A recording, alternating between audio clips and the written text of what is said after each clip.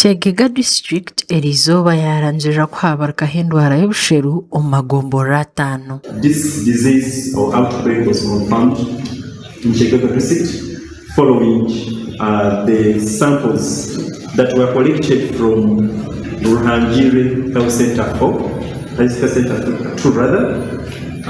having gotten children who had suspicious signs and symptoms, and these samples were collected and sent to Uganda Viral Research Institute, where we always submit our samples for analysis. Amagombora garimu Nkakwa, Kazinga, Kyegegwa, Mpara hamwe na Ryonza nigo gahamibwe n'omubaro gw'abantu 27. Shanga ngo bazire ko kuja kateze mwezi mwe nagarumwe nabaje naheza so ndibashaba mayango umwana mara doze z'obusheru zina kuba 2 doses mwaka gumene chweka na mwezi mwenda.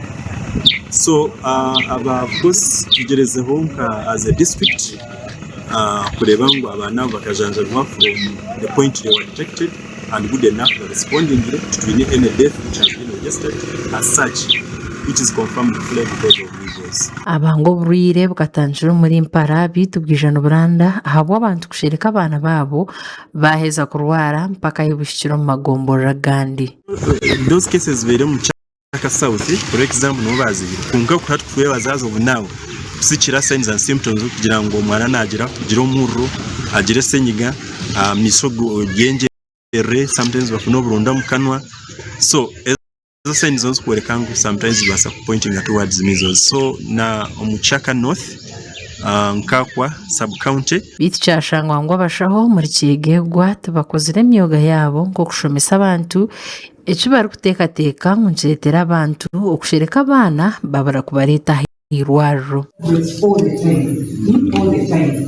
And it is us to have it down. We have outreaches.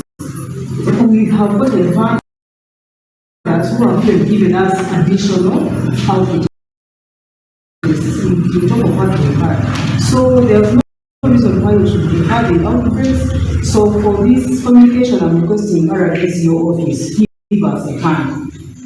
The other time when we had another outbreak, we used to have the DPC in the meetings, but I didn't see her today. Certificate. Isolation certificate.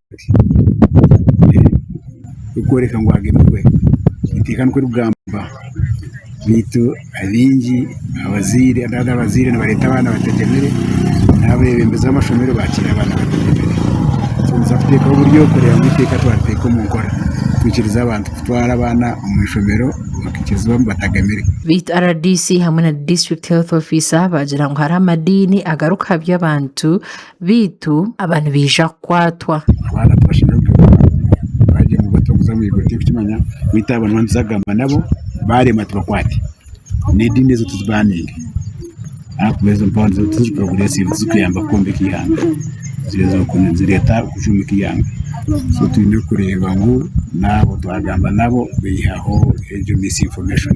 Help to create awareness to both the parents and equal to the teachers, because quite often as we visit school we find those children lying, I have fever, I have flu. And if at all we can encourage the teachers to identify such, send them to nearby facilities.